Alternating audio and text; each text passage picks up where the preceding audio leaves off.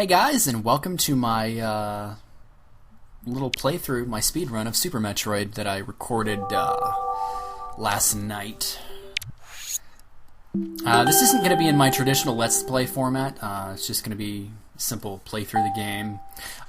For all intents and purposes, this is designed to be something that I can send into Twin Galaxies if I ever feel like it. And since nobody has a recorded best time for the Virtual Console port of Super Metroid, I mean, for all intents and purposes, I would be, #1 world champion if I submitted to it. But world champion in one game, I mean, only one guy does that, and that's Billy Mitchell, and he doesn't even have that anymore. So, here we go. Samus B. I've played through the game so many times. The last Metroid is in captivity. The galaxy is at peace. I guess while the game is introducing itself, for all two of you who've never seen my Let's Play of it, basically, in my opinion, Super Metroid is, the finest game ever made. The level of quality of it, and just its immersiveness, and the fact that it has all of these moves that you can do to break the sequence of items that you get in the game. I mean, you will go through the game, and you'll go through the shoddy path that the game gives you. I mean, I think the correct sequence of events once you get down to Norfair is high jump boots, and then you get to Kraid's lair, and you get the various suit, and then you go down, and I mean, I don't even remember the actual set-in-stone sequence of events that the game will basically mandate a casual player go through. And that's the beauty of it. You get to a certain point in the game and you find out that you have all of these extra moves that you can do. You can do the Shine Spark, you can do the wall jump. And that's when you realize that, oh crap, I'm going to go through this game again and try all that stuff. And sure enough, it works. And there's so many other tricks that, utilize exploits in the game and things like that. It is the finest speedrunning game ever made. And for my money, it's my favorite game of all time. The music is fantastic. The immersiveness is great. The challenge is good. I mean, you could set whatever challenge you want for yourself in the game. If you want to do a minimalist speedrun, you can do that. If you want to blaze through the game as fast as humanly possible, collecting everything that you can do that too. That's what I do here. This is a 100% run through the game, and I believe the end recording time is 1 hour and 24 minutes. Now, bear in mind that that's not actual live time for us. I mean, the game basically pauses its internal clock every time you collect an item or move from room to room. So it basically shaves off almost half of the real time, and that's the in-game time. Depending on, of course, how quickly you collect things and you go from room to room. Sarah's space station isn't really, something that you can shave off a lot of time. I mean, I guess you could, but the real game doesn't really start until you get to Zeba's Zebes, whatever you want to call it. I've always called it Zebes, but... And really... Ridley, I mean, it's just a race to see how quickly you can get down to, I think it's sub 30 energy. Maybe it's sub 33 energy or something like that. If you care to, you can of course make Ridley drop the baby Metroid, but for the purposes of the speedrun, I've never seen anybody actually do that. Of course, for the purposes of a speedrun, you wouldn't actually save the Edakuns and Decoras at the end either, and I always do that every time I play this game. It doesn't really take that much time either. It literally takes like 30 seconds of in-game clock time. So, it's something I've always done. But I love Super Metroid. Every time I've played through it, I think I've played through this game about 100 times, if not more.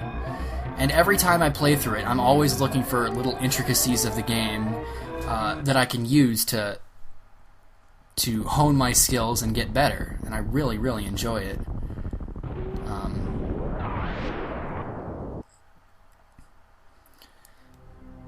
And it's just a game that, you know, despite all of the sequels adding extra content to basically promote getting through the game again and again, like Metroid Fusion introduced the little ending screen that you would get that would, you know, be based on not only time, like all the Metroid games have passed, but completion percentage as well.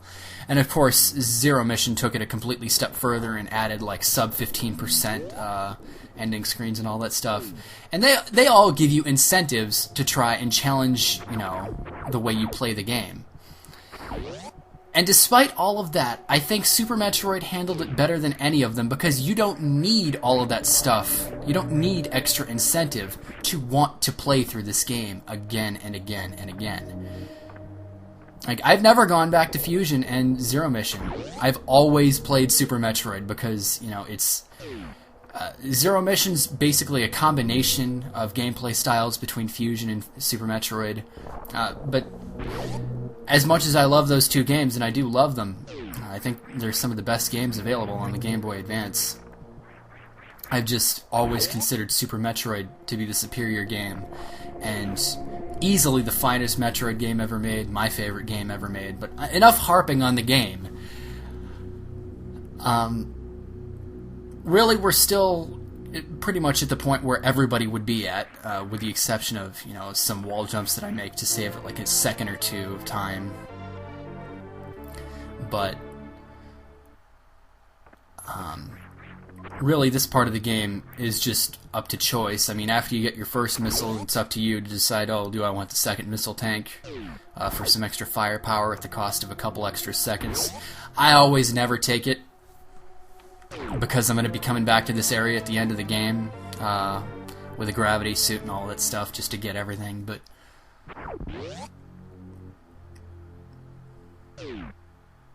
to each their own, I say. Of course, I fail my jumps. I don't really waste too much time in these rooms that I don't have to.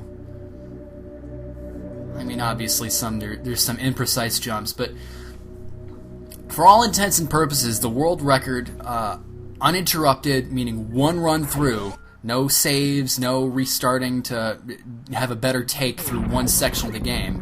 Like, I know Red Scarlet's speedrun, I think it was recently beaten, but Red Scarlet's speedrun was the quote-unquote world record for a long time.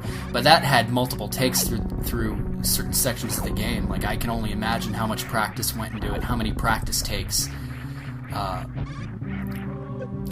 were performed in order to get that. But for all intents and purposes, the world record run through the game, as recognized by Twin Galaxies, without, you know, saving the game or restarting or anything like that, is 1 hour and 13 minutes. And the closest I've ever come to that is 1 hour and 15 minutes. And I've been trying to recapture the magic, because, I mean, I just recently started playing the game again after a year and a half hiatus, and I did very well for such a long time away from the game, but there's certainly a lot of areas where I get sloppy, and I definitely could have shaved off about 10 minutes of time if I had just been good at it. Like this, I don't even know if this is really necessary. I've just always felt, you know, secure in having the missiles going into the first Torizo fight.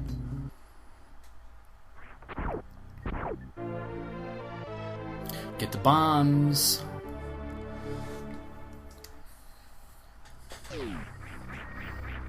And of course, barring some kind of a emulator for pixel perfect timing, I've never been able to speedrun and completely skip this thing. If you could, it wouldn't save too much time, like a minute, that's all. But honestly, to be brutally honest, guys, those extra few minutes are what separate the boys from the men. Because, I mean, you can always get close to a time.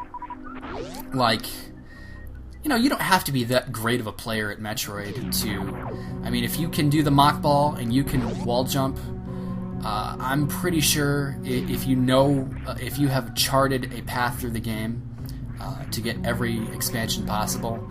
I'm pretty sure almost anybody could, get like 130, 135 or something like that at 100%. That's not too outlandish in my opinion.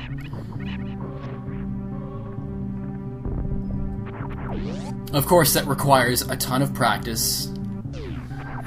Wall jumping is, never easy. I can remember, I wasn't always this good at wall jumping, guys.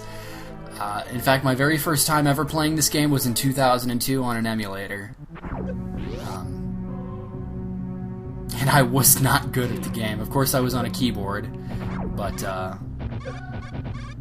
that was a long time ago, and I was not good at the game at all. I remember sucking horribly on Ridley, and I really didn't get hardcore interested in the game until like 2009, after I had already done my Let's Play of the game.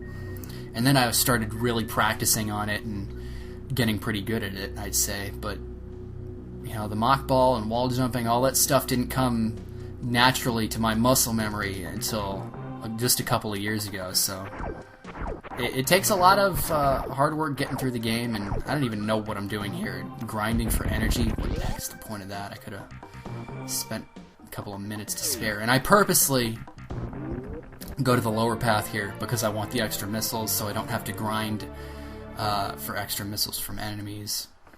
So I blow open the door, go back out, and do a successful mock ball on first try. God. It's just amazing to me how, watching this, yeah, that's that's pretty good. This stuff does not come easily. It takes a hell of a lot of practice. But that's the reason why we practice on these games so much, is because we love it. Super Metroid, if it weren't as good of a game as it was, if it had, crappy music or less engaging level design, despite the fact that it is the finest speedrunning game ever produced in video game history, I'd say, there's no way it would be nearly as popular. They could have all this stuff just with less engaging backgrounds and characters and all that stuff. And we play this game because we love it. I think Walter Day said in The King of Kong, video game players are scientists in the cyber world, doing the same scientific processes that, scientists do to discover things. We just discover things differently in our own way. And in my case, I love Super Metroid, so I'm not the best at it, but, I'm pretty darn good at it.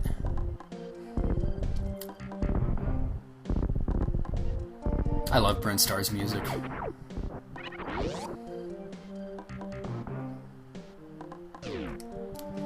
But here we are. Sometimes I get the missile that you can easily wall jump to get to. Sometimes I don't. But here's the first part of the game where I really, deviate from the norm, which is what a lot of really, really good speedrunners like to do. Completely skip the Spore Spawn entirely. You get to that very, very pixel that I was standing on, you shoot a super missile, and it blows open the block. Somehow, for some reason, how the level loads, I don't know. It has to be that one spot, though. And sometimes I fail, sometimes I succeed on first try, sometimes I blow through all my super missiles in vain trying to get to it. This time, I was pretty lucky. So, I don't go to the Spore Spawn at all. Completely skip a mini-boss. I don't know if I'd consider that a glitch. I'd consider it, just how the level loads itself, a certain draw distance or something like that. But you would not be able to shoot that super missile block off-screen from anywhere else but that.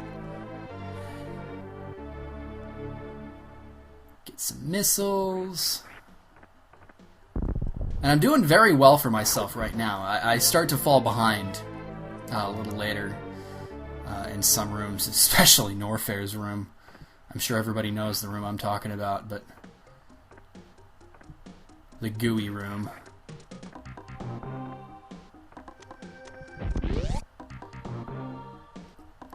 Going down to the path to Red Brinstar.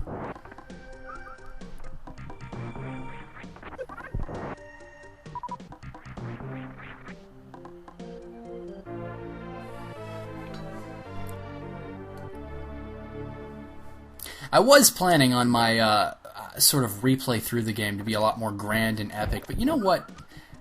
I just needed to play through the game well. I mean, I didn't play well at all my first Let's Play through the game. I don't need, you know, great editing or anything like that, or, you know, great music to go along with it, or item profiles or enemy profiles, because the reality of the situation is people love Super Metroid for reasons beyond all of that. It's just such a finely crafted game. You know, all that editing and stuff that I was planning on doing, I think that would sort of detract from the simple beauty of the game. Whether it's the soundtrack, or just the ingenious level design, or, you know, the fact that they implemented this feature for so many different ways for people to play through the game. I mean, if you didn't have wall jumping, what would you have? I mean, you can only get so far with the mock ball, and that's assuming that the mock ball was unintentional. Which I'm pretty sure it was, just based on, you know, the collision detection of when you morph right as you hit the ground, pixel perfect. Now,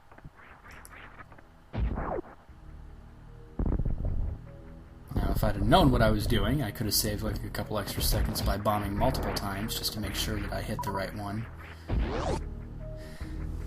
But this isn't my best run, but it's the best run I've ever recorded, and you can certainly see a couple of areas where my quote-unquote stage fright starts to take effect.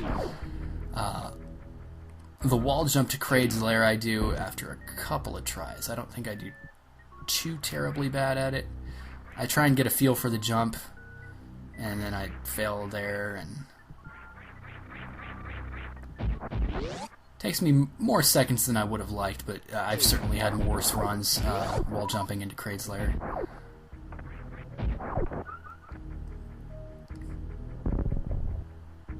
And the next couple of parts, a couple of rooms, really just boil down to using missiles at the right places. I easily could have skipped these key hunters if I wanted to, and just taken like 1 or 2 ticks of damage and gotten down.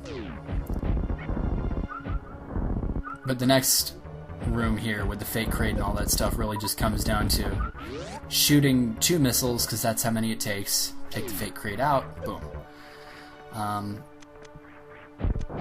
Destroy the false eye door, and Kraid's room.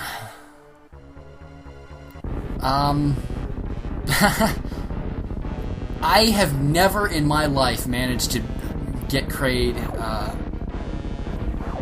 you know, the speedy way without him actually rising up and standing up. You have to get 3 super missiles in his mouth, and I have always tried to do that. I've seen it done, but I've never been able to replicate it.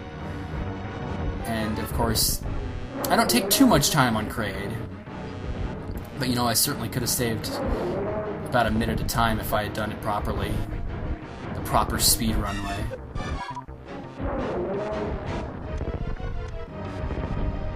I really wish that there were a way to blow freaking Kraid's claw, because so many times that thing will block a missile off from impact. But that's the first major sequence break of the game. I guess you could count my wall jumping to the Spazer or the mock ball or something like that, but first major sequence break that involves a boss, not including the Spore Spawn. Get the various suit, get our bulky shoulder pads, and now it's time to dive down into Norfair, where my rust really starts showing after a little bit.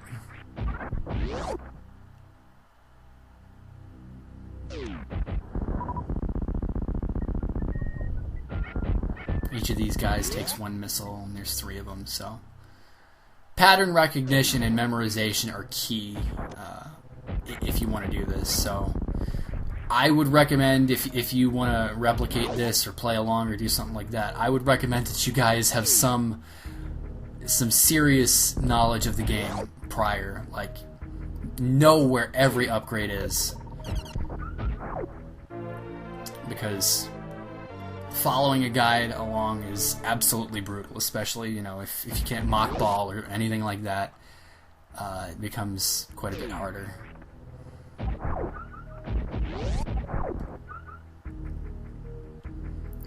But speaking of mockballs, once I get down into Norfair, I do the last one that's required in the game. I mean, sometimes you can mockball in certain little tight corridors just to save a whole bunch of time. But this is the only area where it's really necessary for sequence breaking besides that. Line ourselves properly, jump just like a couple of pixels before the room actually changes. It's not that bad once you get used to the muscle memory of it.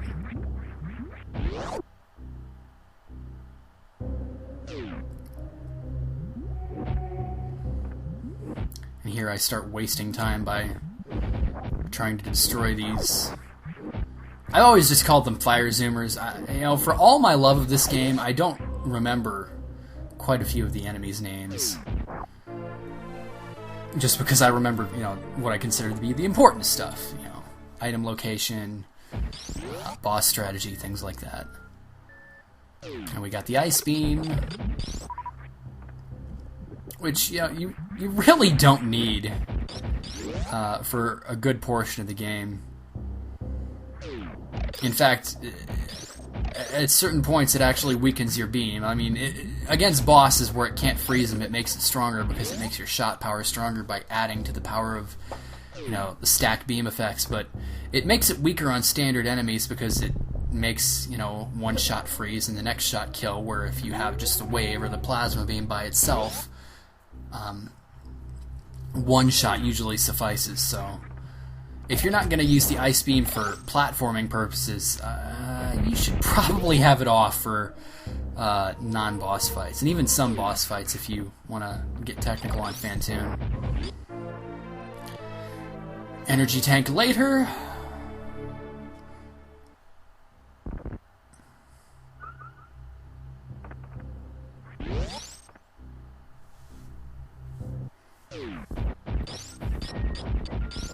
Get the high jump boots.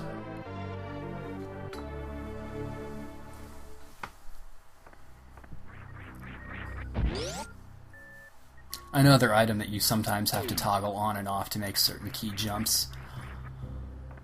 Because if you go too high, you hit the ceiling, and then you end up going down faster than you would if you just had a standard jump. Things that you probably have to know about Super Metroid in advance. It's definitely a game that, if you want to get really good at it, it takes a lot of playthroughs. I don't know if I've quite gone through it 100 times, but it's certainly been close. But it's a game that, if it weren't this game, I wouldn't do it. Because, all these games nowadays, with online leaderboards and competitive online and things like that. Like, I love Sonic Generations, but I doubt I'll ever go back to the online ranking system for it. I will go back to this game dozens of times. I guess if for no other reason than to see if I can beat that 113 that's on Twin Galaxies for single playthrough. But as far as the Wii version goes, if I ever submit this to Twin Galaxies, barring any thing that I might do that they might consider illegal, I don't know. I don't know if they would approve of the missile trick to get past the Spore Spawn. Maybe, maybe not. But this is the room that I hate. This is the room that I easily could have shaved off 3 minutes of my time and at least gotten pretty close to tying my 120 on my previous playthrough if I had done this jump correctly. I always screw this jump up. Every single time I play through this game, this room, there's been one exception where I've jumped it perfectly. Where, you have enough momentum with your jump, but I either just can't build up enough speed by running and then on that little stretch of land and then jumping in the right place. For all my precision platforming and mockballing and things like that through this game, I still cannot get past this. And it's really infuriating. In fact, if I had taken any longer, I probably would have just shut the game off and stopped the recording right there. Literally, if it had taken me 1 or 2 more attempts to get up here, I would have stopped. and boom, I get screwed again. And I have to go up again. And you know, the real killer is not the fact that it takes me so many tries, it's the fact that it takes me so long to register, oh crap, go to the next room. Because I'm wasting so much in-game clock time. Because at least if I went to the next room, the game clock would be suspended for a little bit. And for whatever reason, my jump gets screwed there because I went to Morph Ball mode. But I think this is the jump that I finally make it on. Yeah, for no other reason than I went the correct direction thanks to an enemy. I didn't even go on my own power. But yeah, that jump, not a fan of. I've had so many failed runs through this game that I've just aborted because I have taken like 5 or 6 minutes in the room and I'm like, screw this.